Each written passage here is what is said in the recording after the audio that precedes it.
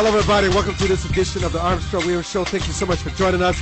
We're so thrilled that Harvey Boulter has decided to join us all the way from England. We know it's late over there. He has this incredible story about an app, Script. Harvey, welcome to the show, and thank you for joining us. Thank you very much. It's such a pleasure. Explain to our audience what your app, Script, is and how it protects you from the NSA.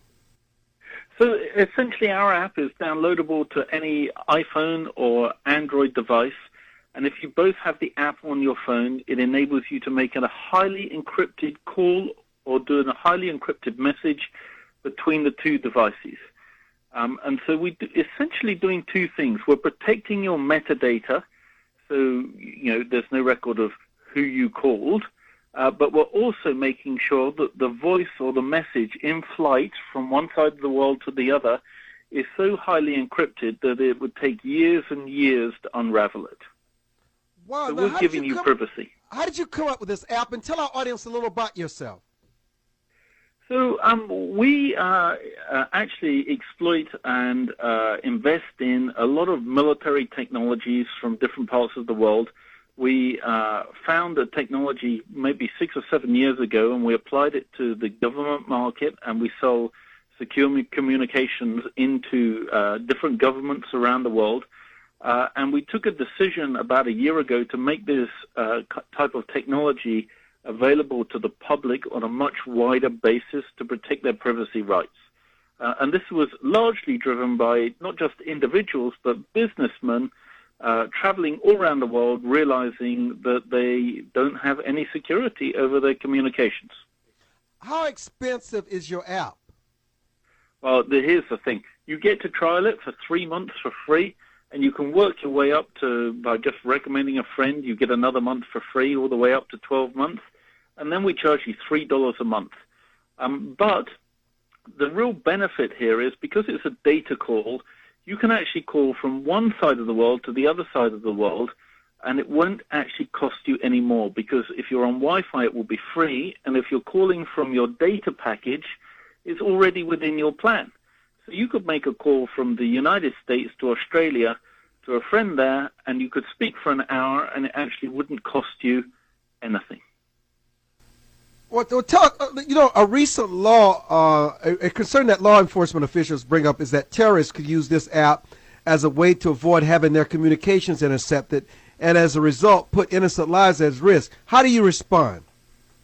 Well, look, I think it's possible to turn many things that are around for the benefit of the population as we generally know it and respect it into mischievous weapons. And I've used before an example of a common kitchen knife. You can use it to cut your vegetables, or you could use it as an offensive weapon to stab your neighbor. This app is somewhat similar. It's there to give back people their privacy rights who use it in the proper ways. But we can't guarantee it won't fall into the wrong hands. And what we have said is a clear statement from the company, as we will work with law enforcement to try and mitigate those risks of people misusing our app.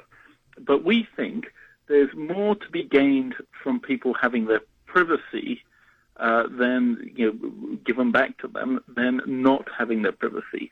And so to give you a small example, if I may, if you look back just last year, one of your main defense contractors, Lockheed Martin, was penetrated cyberly and had an awful lot of data taken from them. If that, in the wrong hands of a foreign government, could be used to create technology or weaponry that could be used against you. Now, what we are trying to say is we have to take measures to protect people, because it's not just military secrets, intellectual property, or trade secrets that are vulnerable here. It's everyday communications that are also vulnerable. And we're not talking about your own U.S.-based surveillance organizations, such as the NSA. We're talking about foreign governments who have interest in your private data as well.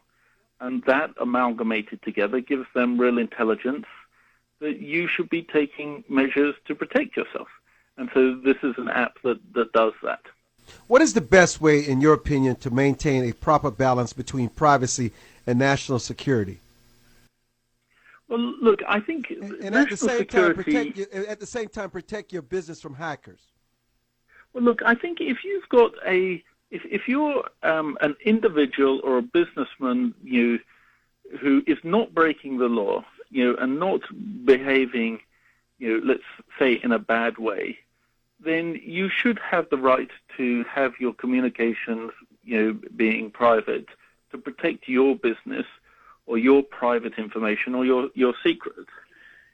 For the individuals out there who want to cause mishap in the world, there are many ways to get at those people.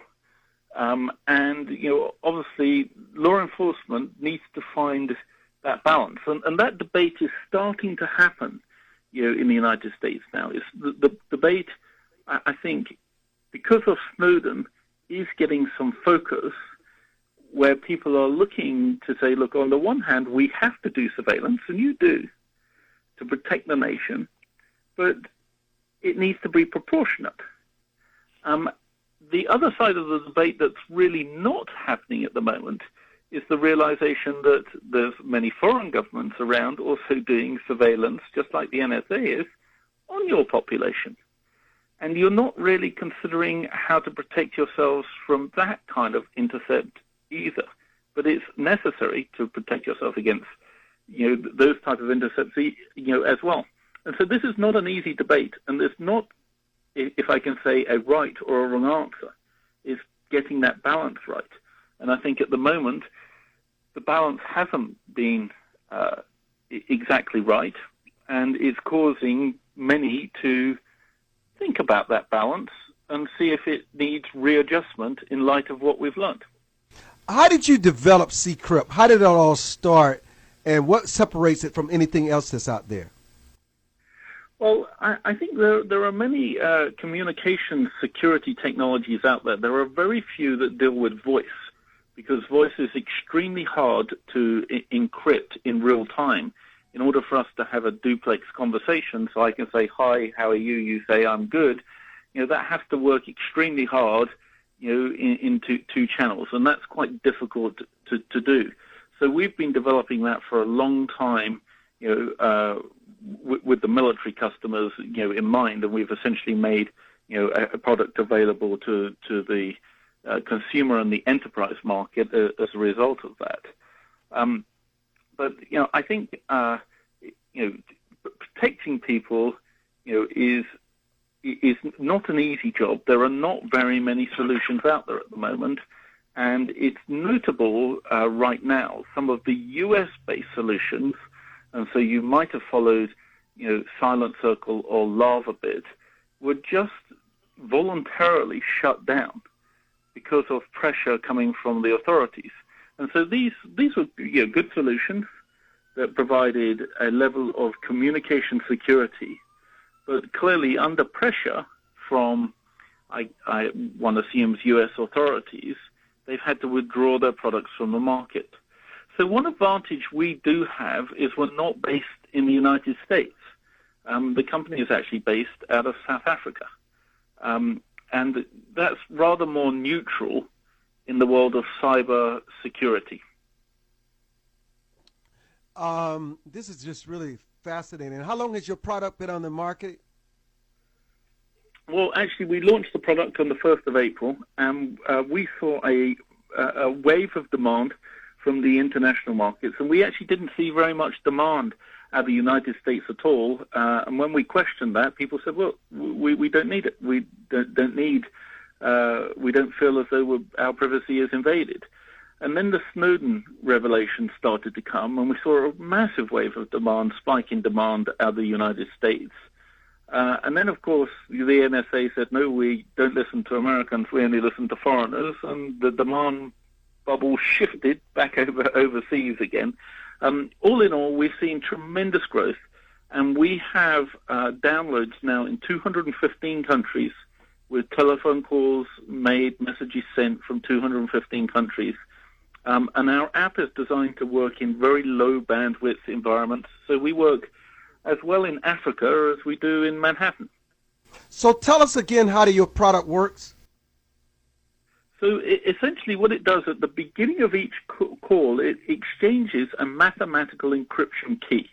And the key is truly massive, and that sets up the call. And then as we speak over the phone, our voice data is encrypted. Oh my goodness, we're coming up on a break. Can you come back for a few minutes? Sure. Oh, good. Thank you. We'll be back. Don't go away.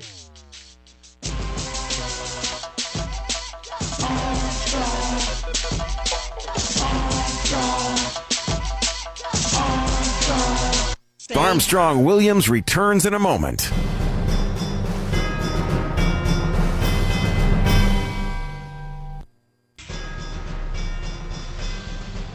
Where heads of state, sports, entertainment, and political celebrities meet. You're listening to Armstrong Williams. Welcome back to our very, very distinguished guest. Harvey, it's such a pleasure having you on today. Let me get Michael Cutler, who's a terrorism expert, immigration expert. Michael, you've been listening to the conversation. What questions would you like to ask of our guest, Harvey? Well, hi, Armstrong, and hi, Harvey. Good to join you. I agree with the need for privacy. Benjamin Franklin famously remarked that if you're willing to exchange privacy for security, then you will have neither, or security for freedom for security, then you'll have neither. But my concern is what happens if the bad guys, whether they're criminals, transnational gangsters, the terrorists have done a lot of traveling in order to attend meetings, make preparations, and so forth.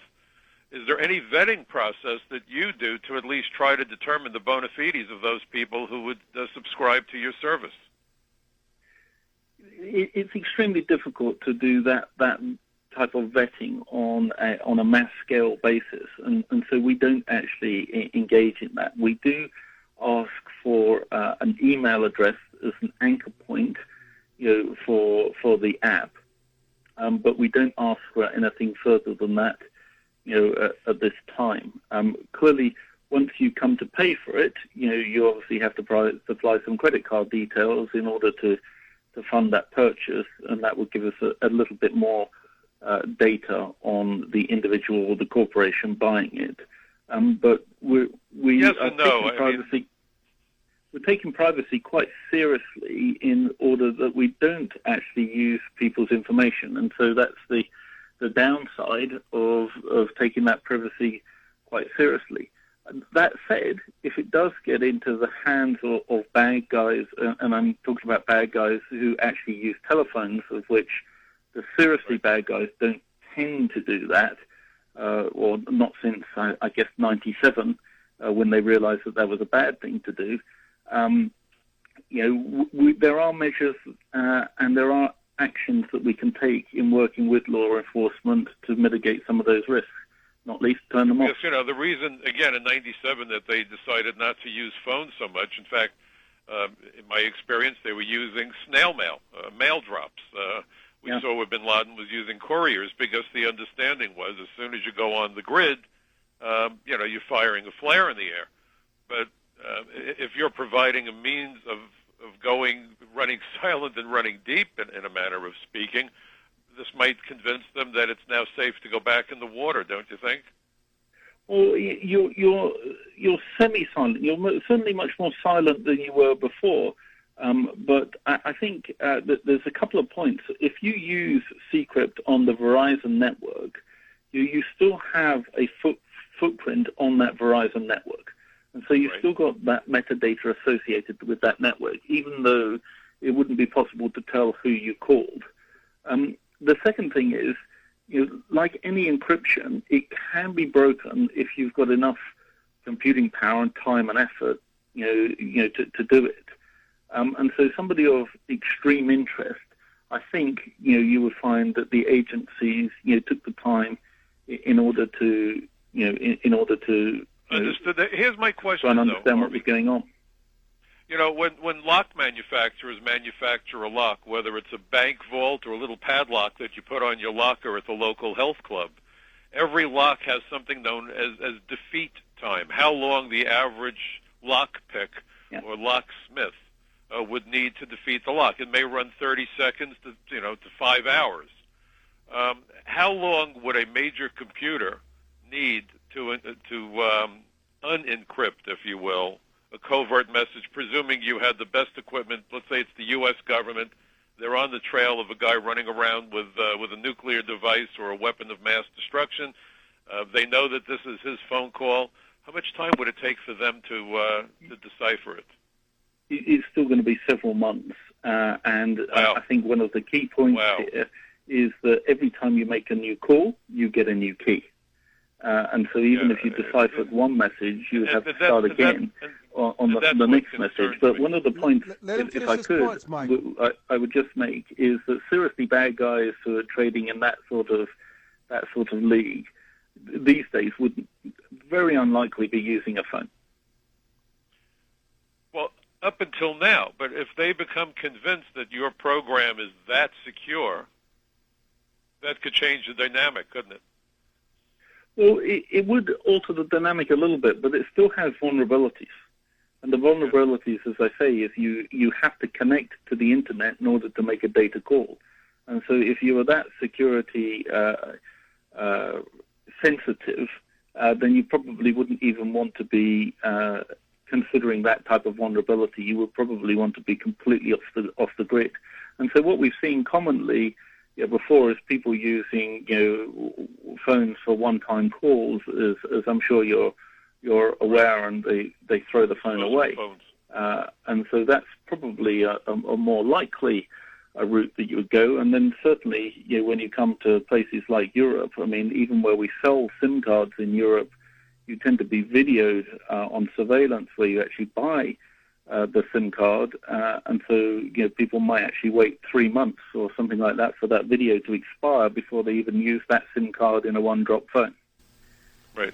Tell us how this works with Skype, texting, emails, and for those that are just joining us, how it works with a telephone. So at the moment, we're available on Android phones and iPhones, and essentially at the beginning of each call, it sets up what we call public-private key encryption, and so it exchanges a mathematical encryption key. And we use two ciphers. It's a little bit technical, so AES 256, which is commonly regarded as an extremely strong cipher. We essentially do that twice to make it super strong. And you set up the call, and once the call is set up, as the voice streams off the phone, it's encrypted and decrypted at the other end using the engine and the app at the other end. When you hang up that call, those encryption keys are shredded, the metadata is erased, and when you obviously go to make another call or send another message, then you go through the same process again, and you generate a new set of keys. So it works with the iPhone? It works with an iPhone. You can use it on an iPad. You can actually even use it on an iPod. In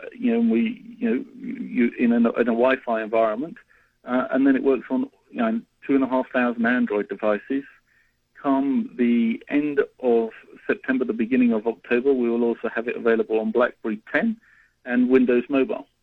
I'm headed to Europe this week for vacation. I have the iPhone. I'm going to try it.